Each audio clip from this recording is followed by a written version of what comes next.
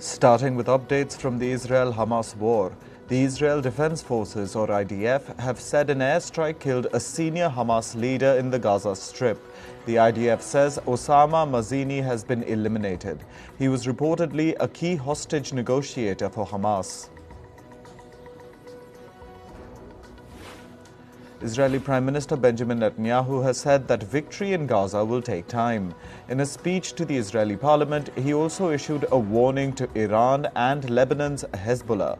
Netanyahu said, and I quote, "Don't test us on the northern border." Israel and the Iran-backed Hezbollah have been exchanging fire across the Lebanon-Israel border for days. Nearly 300 soldiers have been killed and at least 199 were being held hostage in Gaza. This is ever since Hamas attacked Israel on October 7th. A spokesperson for the Israel Defense Forces announced this during a briefing to reporters. The spokesperson also accused Iran of ordering Hezbollah to attack the Lebanon-Israel border on Sunday. Thousands of Palestinians desperate to leave Gaza gathered at the Rafah border crossing on Monday. Rafah is on the border between Gaza and Egypt's Sinai Peninsula. This is the only Gaza crossing that's not controlled by Israel. Earlier on Monday, security sources in Egypt said a ceasefire had been reached to allow people to leave Gaza and aid to be let in. However, Israeli officials later said that there was no truce.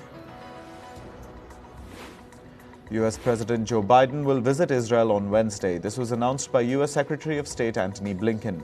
Blinken added that the U.S. and Israel have agreed to develop a plan to get humanitarian aid to Gaza without benefiting Hamas.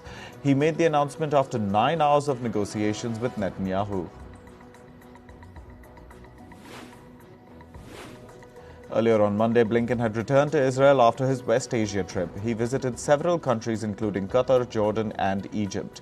This was to carry out diplomatic talks with these countries to prevent a wider war from erupting as a result of the Israel-Hamas conflict.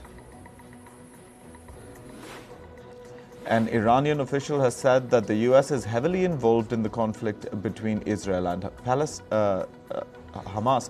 He added that the U.S. must also be held accountable for the recent Israel-Hamas war. U.S. Secretary of State Antony Blinken says that American warships and jets in the region aren't a provocation but a deterrence. UN Aid Chief Martin Griffiths will travel to Cairo today. This is for negotiations on getting aid into the blockaded Gaza Strip. Griffiths said his office was in deep discussions with Israel, Egypt and others. Canadian Prime Minister Justin Trudeau has called for a humanitarian corridor to be opened into Gaza. Trudeau said urgent help was needed to address the increasingly dire situation. He added that Canada fully supported Israel's right to defend itself in accordance with international law. Separately, Canada has advised its citizens to leave Lebanon because of heightened security risks in the region. European Commission President Ursula von der Leyen has announced the launch of a humanitarian air bridge operation to Egypt. This will consist of several flights to bring supplies to Gaza. Von der Leyen said that the first 2 flights will be sent this week.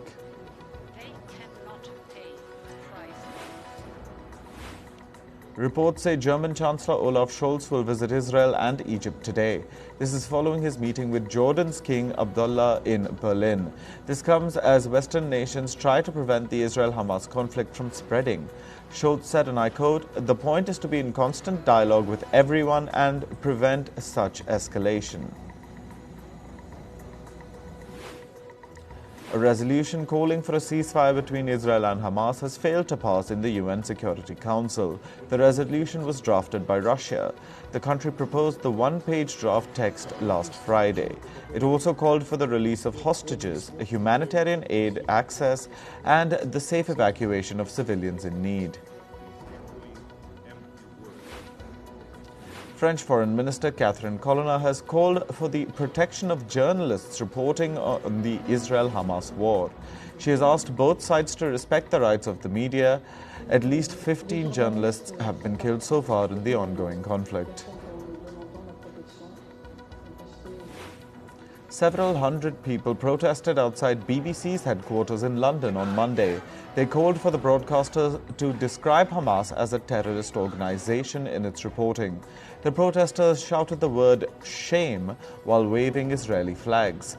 BBC previously issued a statement on its use of language. The company said its reporters do not use the term as it implies taking sides in the conflict. Jewish people in Washington, D.C. gathered around the White House to call for a ceasefire in Gaza. The protesters urged U.S. President Joe Biden to listen to the Jewish community in the United States. They asked for a de-escalation in the conflict.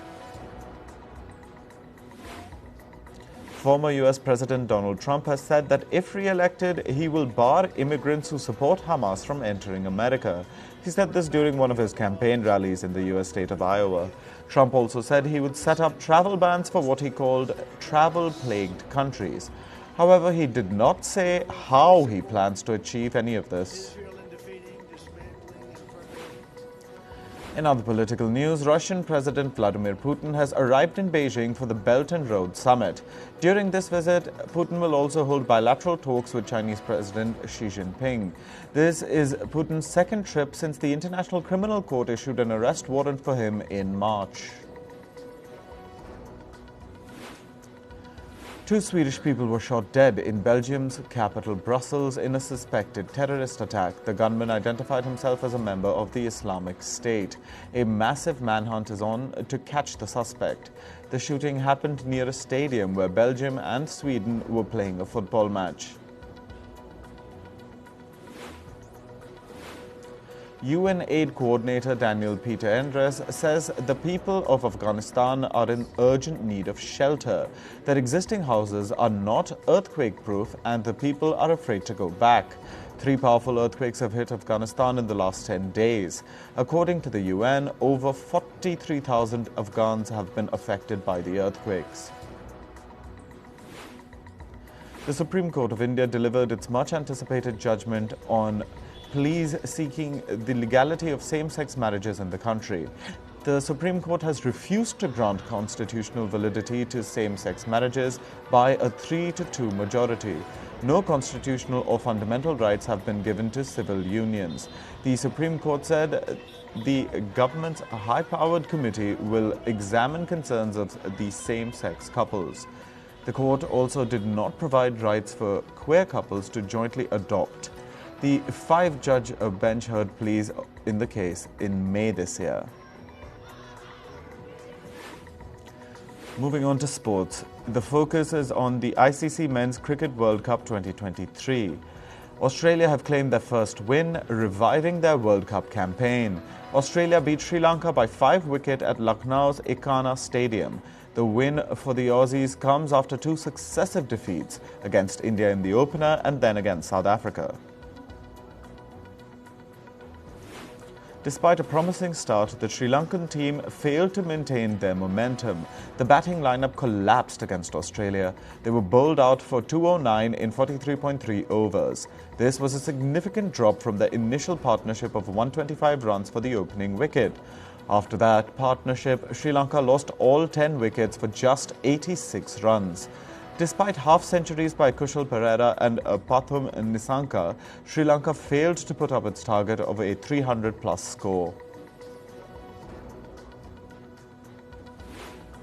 Australia's Adam Zampa, with his leg break googly, delivered when his team needed him the most.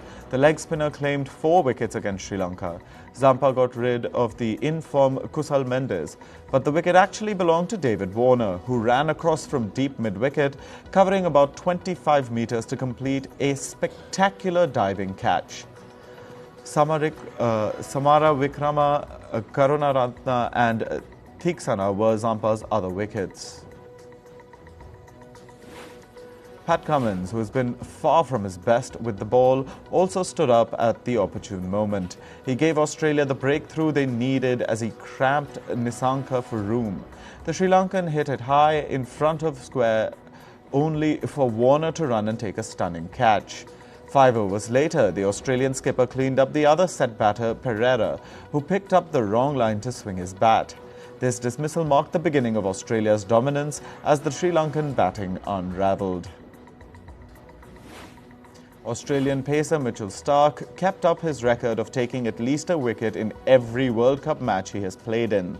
He took 2 against Sri Lanka as he bowled both Dhananjaya De Silva and Lahiru Kumara in 21 World Cup matches. Starc has 54 wickets, boasting an outstanding average of 15.79. He has achieved 3 4-wicket hauls and 3 5-wicket hauls in the World Cups. Defending a below-par total, Dilshan Madhushankar bowled a fiery first spell. It included a maiden over and a double-wicket maiden, where he dismissed both David Warner and Steve Smith. Warner immediately called for a review after he was given out by the field umpire. The DRS, however, ruled in favour of the on-field umpire. 23-year-old Madhushankar, who played just his 9th ODI and first World Cup, took 3 wickets for 38 against the Aussies. While the bowlers delivered a stellar performance, Josh Inglis, Mitchell Starc and Marnus Labuschagne did the heavy lifting with the bat. Marsh put 52 on the board of 51 balls. He smashed 3 boundaries to plunder 12 runs of young spinner Dunith Welalage in the 9th over. Marsh raced to his half-century, but then Karunaratne, the Lankan right-arm medium-fast pacer, sent him back to the pavilion.